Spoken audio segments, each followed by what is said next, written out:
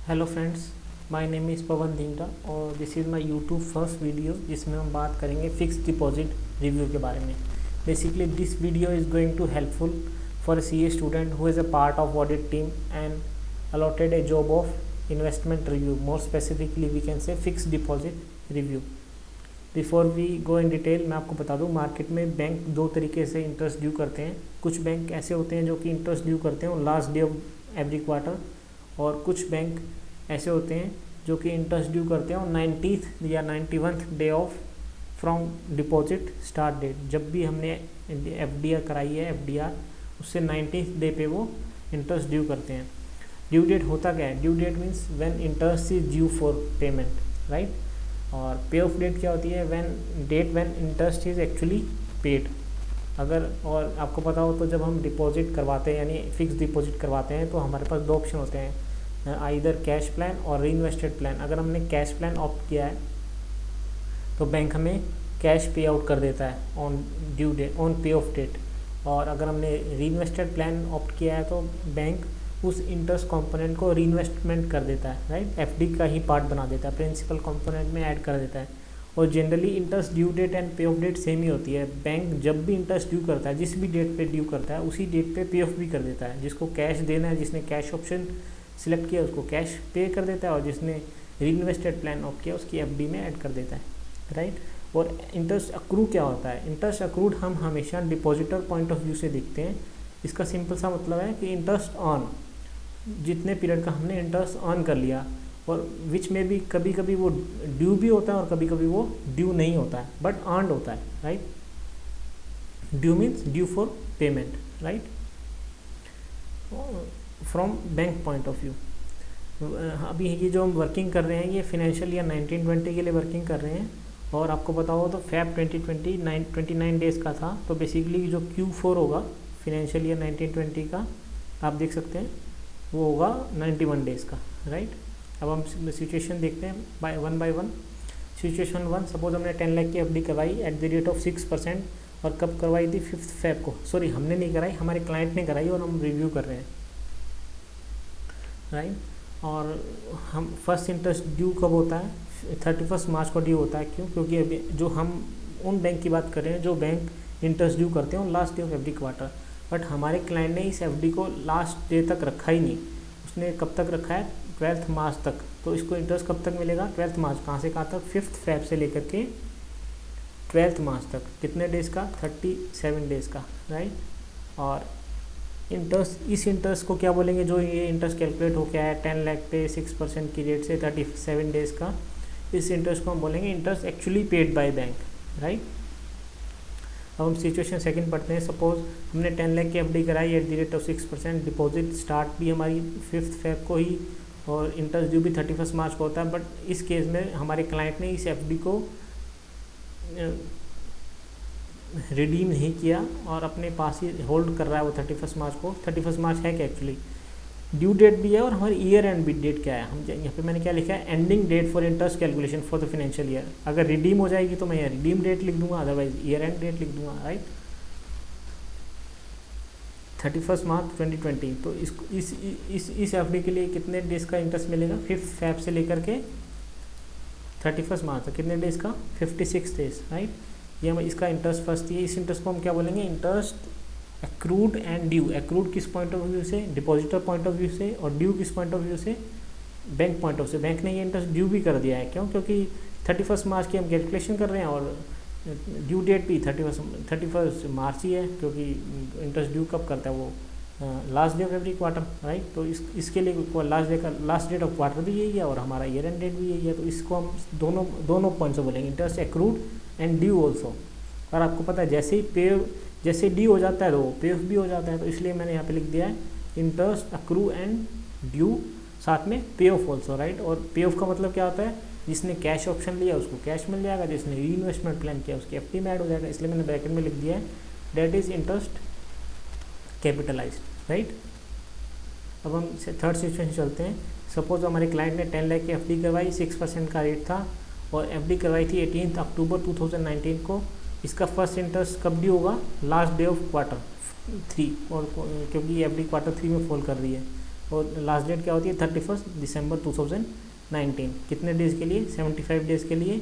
और ये इंटरेस्ट की कैलकुलेशन है 10 लाख पे 6% for the period of 75 days, right. और आपको पता है कि बैंक हमारा TDS भी काटता है eight the rate of 10% in case interest amount is exceed 10,000। तो यहाँ पे आप देख ही रहे हैं कि इंटरेस्ट, टोटल इंटरेस्ट 42,000 है, तो TDS भी कटा होगा, हमारे क्लाइंट का काटा है उसने। तो अब क्वेश्चन आता है कि वो री इन्वेस्ट कितना करेगा, ग्रोस अमाउंट कर देगा या फिर नेट ऑफ TDS करेगा। तो इसका आंसर है नेट ऑफ TDS करेगा। तो हमारा प्रिंसिपल कॉम्पोनेंट पहले वाला कितना था 10 लाख, अब इंटरेस्ट री इन्वेस्टेड कितना हो गया है 50 से 31 दिसंबर तक का इंटरेस्ट और लेस उस पीरियड का TDS। तो ये देख सकते हैं 12,295 minus 1230 eight the rate of 10% था ये TDS। अब हम देख रहे हैं कि 6% का रेट था, कब से कब तक मिलेगा 31 दिसंबर तक, तो पहले ही मिल चुका उसको। तो अब कहाँ से मिलेगा 1 जनवरी 2020 से 31 मार्च 2020। ये कितने डेज होते हैं 91 डेज। इसको हम बोलेंगे सेकेंड इंटरेस्ट ड्यू, राइट। और इस इंटरेस्ट को भी हम क्या बोलेंगे इंटरेस्ट अक्रूड एंड ड्यू। क्यों? क्योंकि हमारा ईयर एंड डेट भी यही है और अब इसकी सेकेंड इंस्टॉलमेंट ड्यू और बैंक ड्यू कर रहा है, वो कब कर रहा है हमारे ईयर एंड पे ही कर रहा है।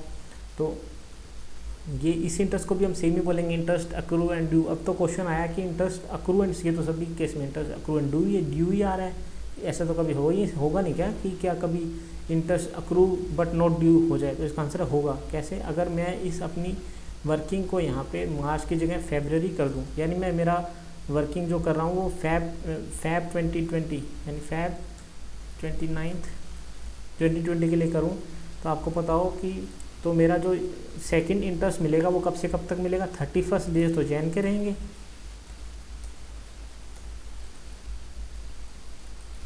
और फैब के रहेंगे 29 डेज, राइट। तो ये दोनों हो जाएंगे 60 डेज, राइट। तो मेरा सेकंड इंटरेस्ट कब से कब तक ड्यू हुआ इन दोनों पे 10 लाख का हमारा प्रिंसिपल कंपोनेंट था, 11,166 रुपये मेरा इंटरेस्ट कंपोनेंट है जो कि मेरा प्रिंसिपल कंपोनेंट बन गया है। तो इस पे लगेगा 6% की रेट से और कब तक कितने डेज़ का 60 डेज़ का।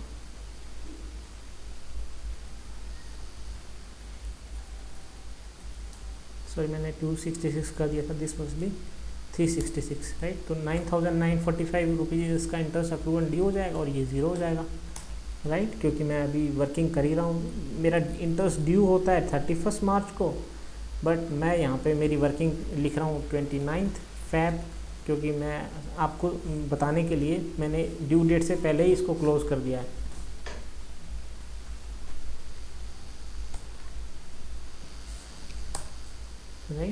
राइट। मैं अभी कंट्रोल जेड कर देता हूँ। I think probably this must be clear to you और probably I think this must be clear to you,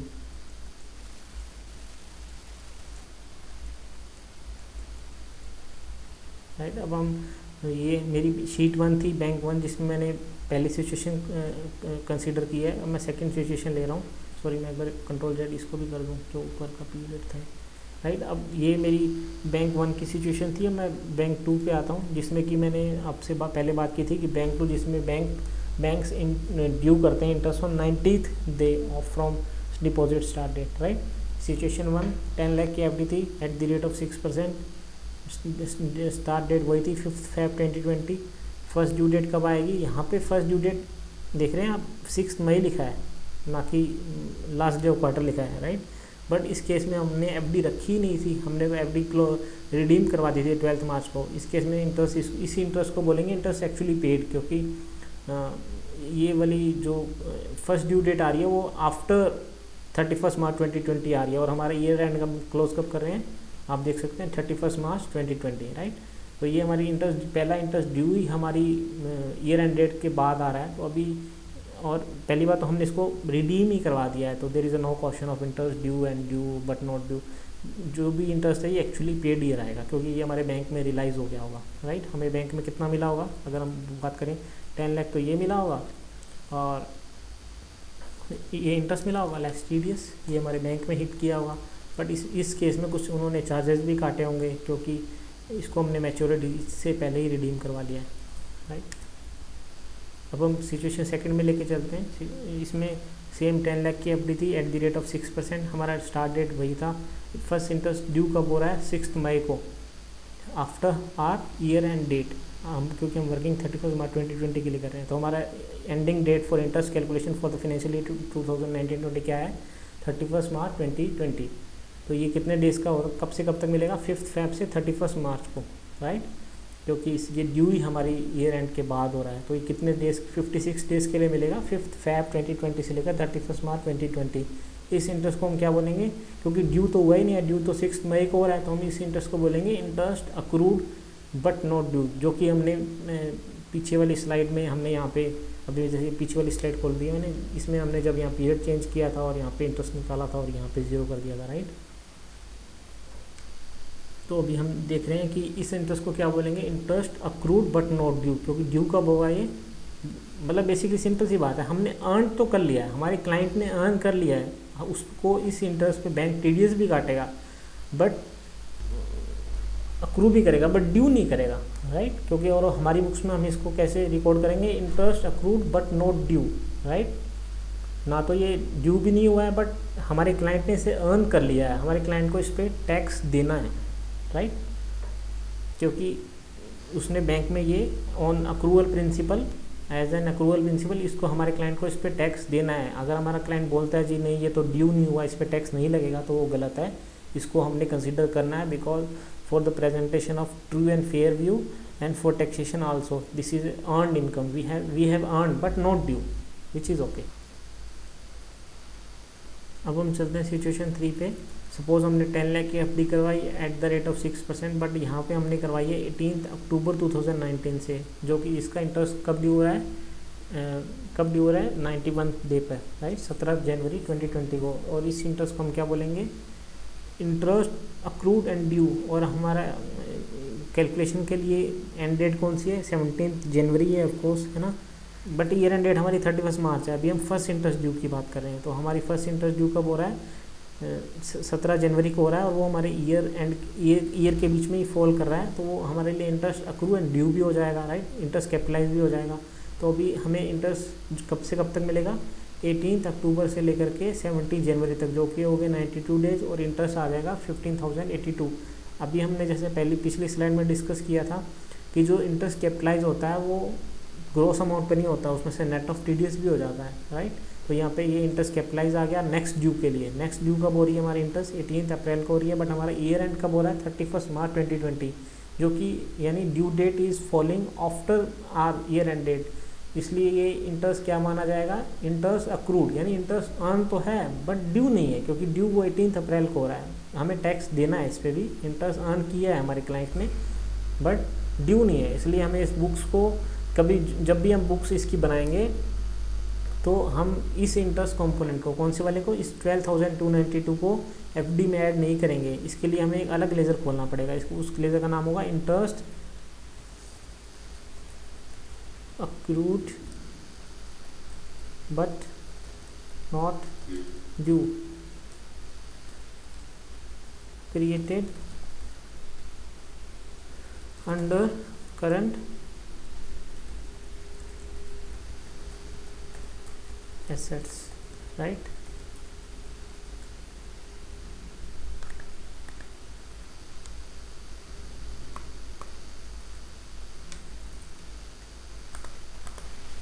right, इसका नाम क्या होगा, interest accrued but not due. और ये हम इसको कहाँ क्रिएट करेंगे, create under current assets, right.